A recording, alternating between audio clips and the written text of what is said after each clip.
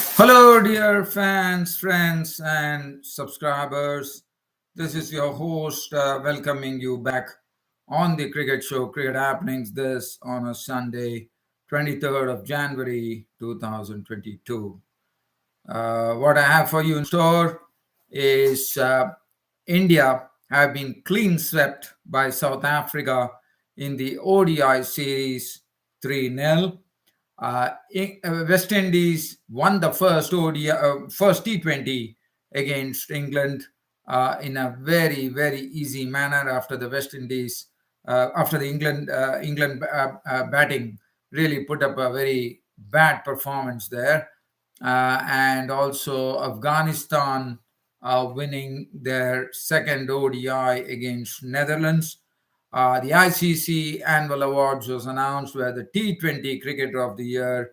It's absolutely not a surprise at all. It was none other than the very, very talented and a very, very innovative player, Mohammad Raswan of Pakistan, who definitely was my T20 Cricketer of the Year. And also, let's understand that he is the only batsman ever to have completed 2,000 runs in a calendar year in T20 cricket. Take a bow, Mohammad Rizwan of Pakistan. Right. So now we are getting on to it. So first, I'm going to an exciting match, even though the South Africans swamped India 3-0 in the T20 in the ODI series. One thing I have to say, South Africa have totally dominated India, as I told you. But today's match was an exciting affair. It went down all the way to the last over. India required, I reckon, 5 runs to win the match, but they fell short by 4 runs with only the tailenders in there. But I'm going to talk about that. So let's start talking about this game. Third one-day international was a mere formality, but for India, it was something for salvage. So India decided to make 4 changes in the squad. Like they didn't have Ashwin, they didn't have they also, so definitely one can't read into that, but definitely it was a very close match. So let's have a look at the. But I was a bit surprised. Yes, I was. It was good to see Surya Kumar Yadav into the team, and he was playing with absolute flair, no doubt about it. But I would have loved to see Rituraj Gaikwad into the mix. Anyways, that's the Indian selection. The Indian think tank which does it. But let's talk about this game. So South Africans were the ones who batted first, and South Africa put up a nice score on the board of 287 runs, which was triggered by none other than the South African opener, Quinton de Kock, who was playing superbly today. He was really flowing with his strokes. He was making batting look very easy because, as you know, he's someone who really likes to go after the bowling, and he does not like to just fiddle at the crease, and that's what he precisely did. 124 runs rained from his bat of 130 deliveries, which included 12 fours and 2 sixes, and this was his 17th ODI century. And there is only one man who has done more than what Quinton de Kock has done in ODIs. It's none other than the great batsman from Sri Lanka, the former great batsman Kumar Sangakkara, who had 23 centuries, I reckon, in ODI cricket, who holds the record in ODI cricket. And Quinton de Kock is not far behind. He still has his career going very well in the white ball cricket. So it won't be a surprise if he reaches there. So Quinton de Kock, what a knock from Quinton de Kock. He totally took the, totally took charge of proceedings for South Africa with a wondrous innings. 124, 130 deliveries, 12 fours, 2 sixes. Janeman Malan was dismissed just for 1 run of the bowling of Deepak Chahar, who got an opportunity today, but more with the ball, more with the bat, that he really showed his wares, as I would talk to you in this exciting encounter. Timba Bhuma, the captain, was run out by Rahul for 8. Markram made 15. Rassi van der Dussen once again he was there when a bit of a sort of a flutter was there for South Africa, even though Quinton de Kock to the crease. Rassi van der Rissen's contribution was 52. He was there in a wonderful partnership that slowly started building the pieces for South Africa. From 70 for 3, they went on to a 144-run partnership, which enabled Rassi van der Rissen to contribute 52 of 59. Delaware 4 fours and 1 6. David Miller thrashed 39 of 38, 3 fours and 1 6. Feliquayo 4. Pretorius made 20 of 25, 3 boundaries. Maharaj 6. Magala duck and Lungi Gidi, not a duck. 287. So definitely the problem area was that India today had a spinner, Jayant Yadav. He was taken for runs. The only man who probably, even Jasprit Bumrah also went for runs. 10 overs, no made, and 2 for 52.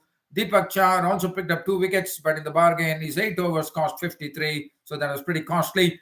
Prasidh Krishna did not complete his full quota, 9.5 overs, but Prasidh Krishna has pace. So he was bowling 140 clicks, and he was definitely testing the batsman. His returns 3 for 59. Jayant Yadav, none for 53. Chahal also 1 for 47. And Shreyas Iyer, 3 overs today for 21 runs. Now 287, 88 to chase for India.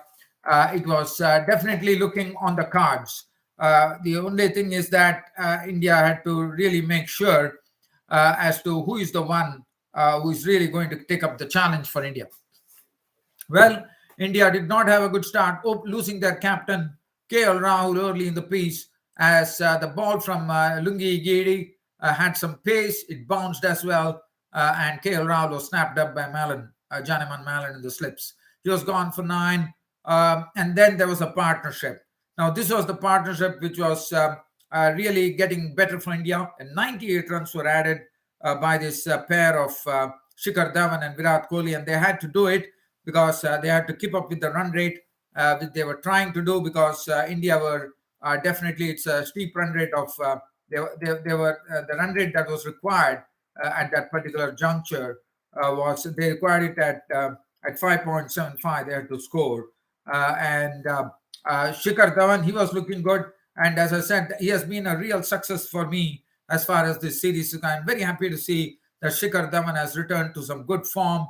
I definitely would love to see him part of the Indian team. Probably I would like to see him in the next T20 World Cup with his form.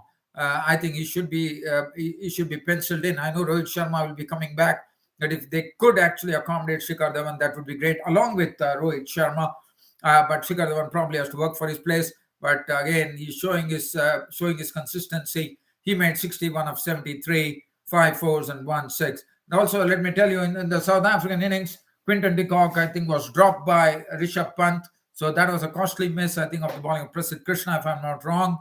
Shikhar Dhawan making 61 of 73, 5 fours, 1 6. But Virat Kohli got to his second 50 of the ODI series, and that would really be something that would be soothing for Virat Kohli. He contributed 65 of 84 balls, 5 fours. I wouldn't say it was a very convincing innings, but definitely he imposed himself right away as he strode to the center with the very first ball dismissed through the onside for a superb boundary.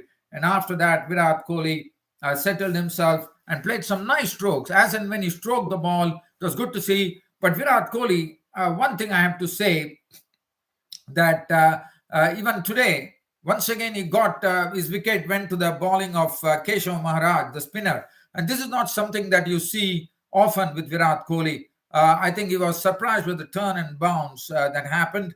It was good catch taken by Themba Bavuma. And Kohli went back and he wanted to just turn it through the leg side using the turn of the ball. But there was a bit of bounce.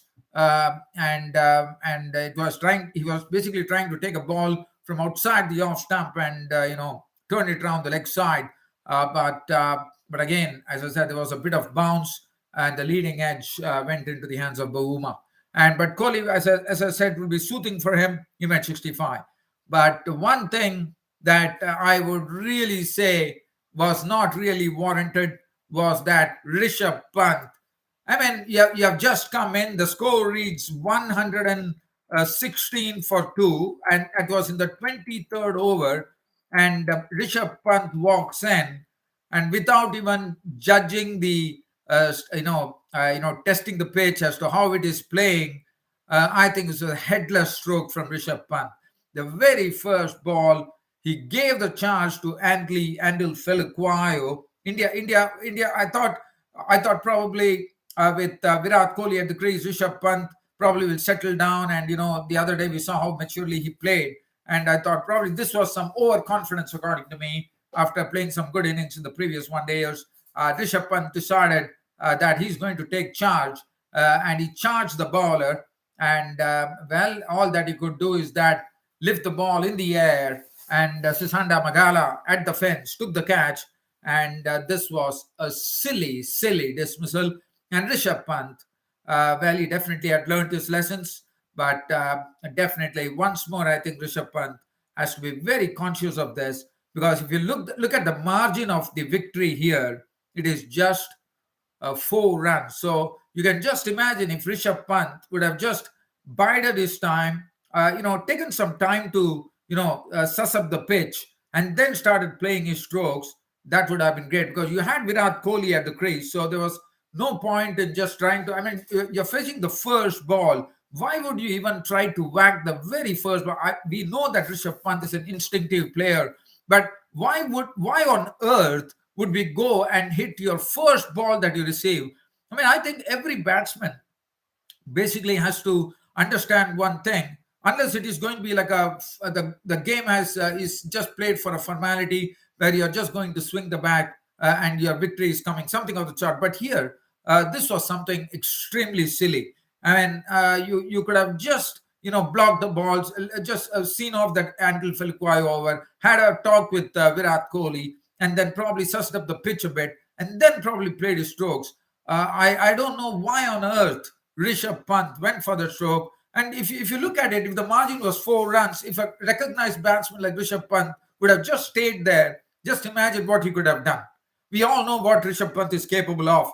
So that really came as a shocker, according to me. And Rishabh Pant, I think, is not learning his lessons. You need to really, really get more and more mature as international cricket goes by. Rishabh Pant out for naught. That was a big blunder, according to me, and that really cost India the match, according to me. I am going to put it in really straight words here. Rishabh Pant playing that headless stroke, I think really cost the match. India could have salvaged something by winning this match. If you look at the margin, it was just 4 runs. Shreyas Iyer, but let me talk about Surya Kumar Yadav. Surya Kumar Yadav, as soon as he came to the crease, was really sizzling with his strokes. And this is a bloke.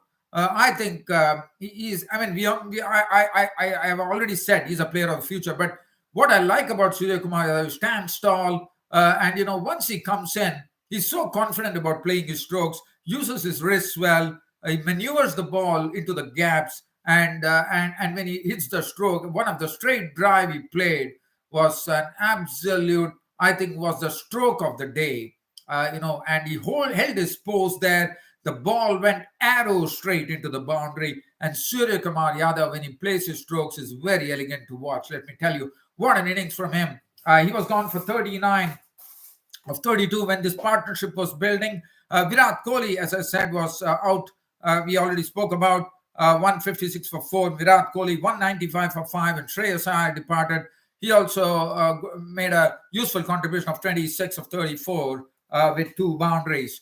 And then India had Deepak Chahar, the all-rounder, coming in. And that was a tough situation. Once Surya Kumar Yadav went, it was getting tough. 210 for 6 at that stage. The 40th over was won, and 10 more overs remained. 77 runs to get. And you had Deepak Chahar and Jayant Yadav at the crease. And Deepak Chahar, he did his bit. He knew that Jayant Yadav was his best bet. If Jayant Yadav could have stood there, probably Deepak Chahar could have, India could have done something. But Jayant Yadav went cheaply for just 2 runs to the bowling of Lingi Giri. And then it was the tail enders, Jasprit Bumrah, Chahal, and Deepak Char had to really, the onus was on Deepak Char. We have seen that he has taken India out of jail against Sri Lanka and won the match for India from a very, very precarious situation. But today, he almost did it for India. What a knock from Deepak Char. Came here and in a thunderous manner, he walloped Pretorius for two sixes, consecutive sixes back to back, and then creamed some force of the bowling of I think it was Lungi Giri.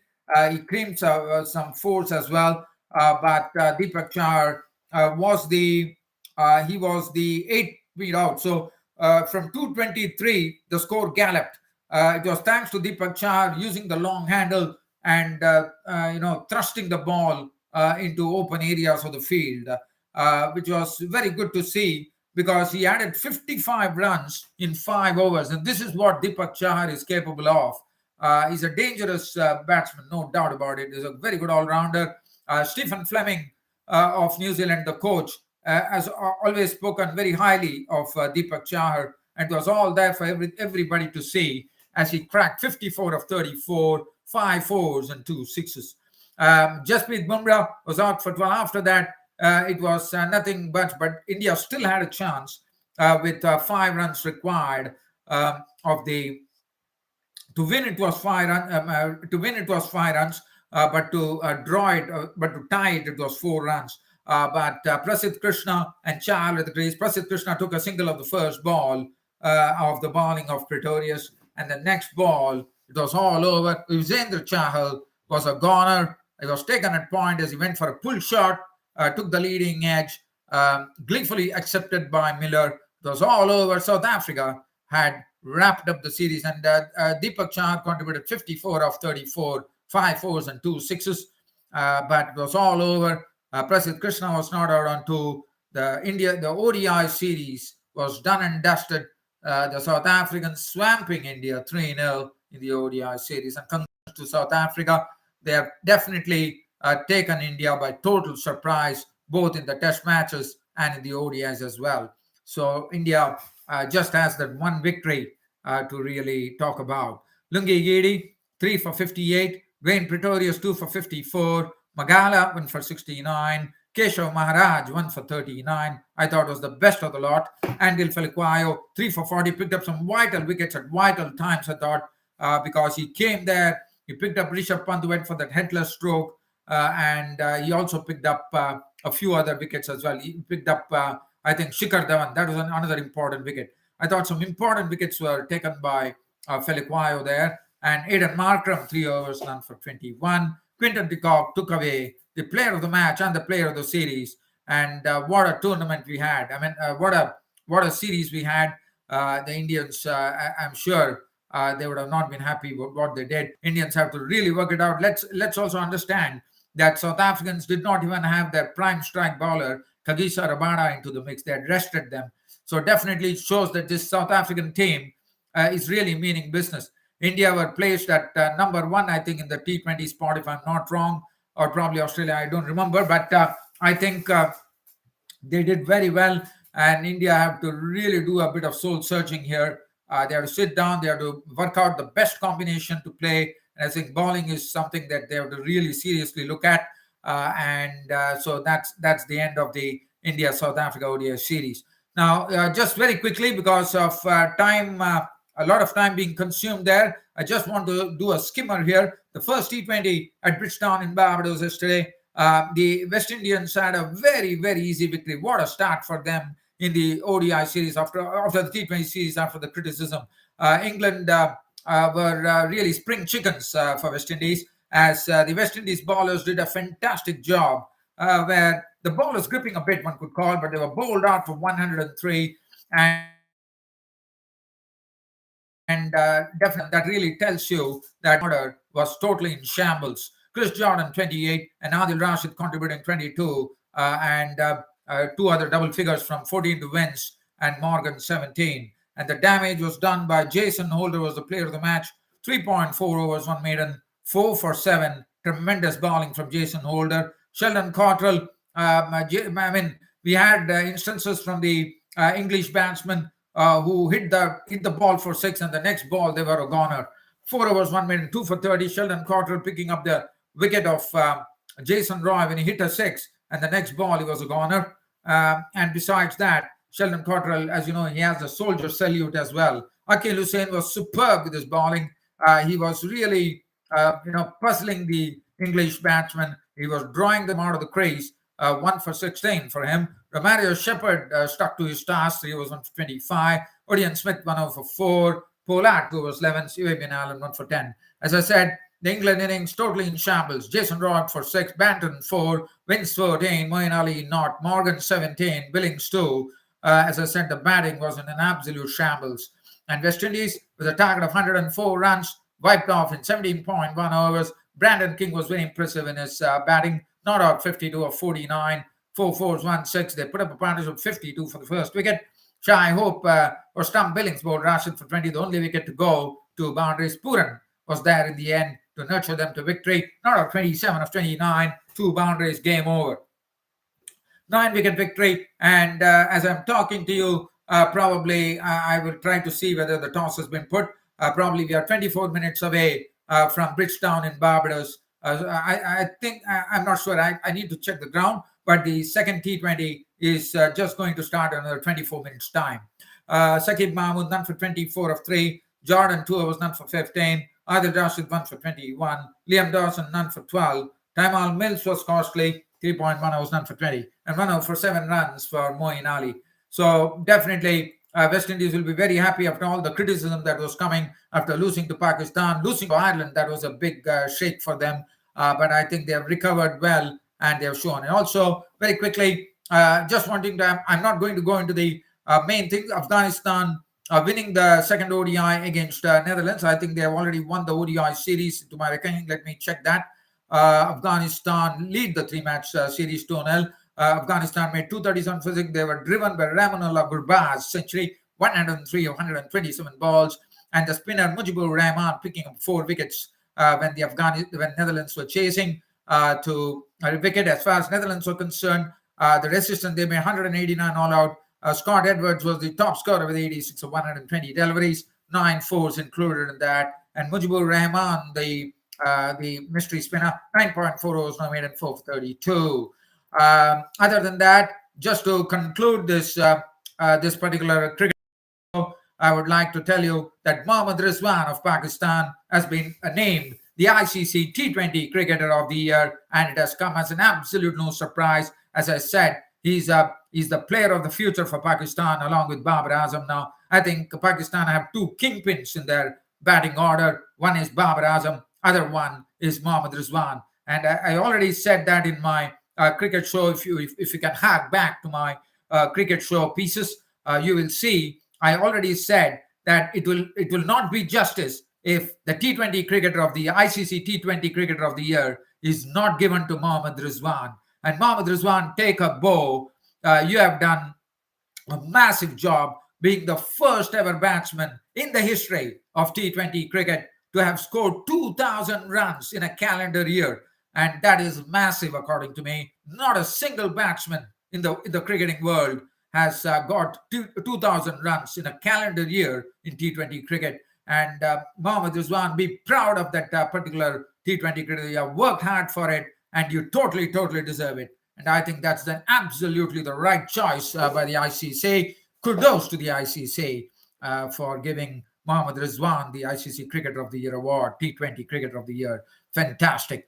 Well, dear fans and subscribers, an absolute pleasure bringing you this cricket show as usual. Hope you all liked it, and looking forward to your company now next week on a Saturday probably. As I said, you can catch up with me on my Twitter page around 574. You can also go on to my cricket website, www.cricket-status.com, and you can connect to me over there. That's it from me, your host Ram, for the present, and rest coming on my next cricket show, which will happen on Saturday. Until then, it's goodbye from host Ram. Thank you.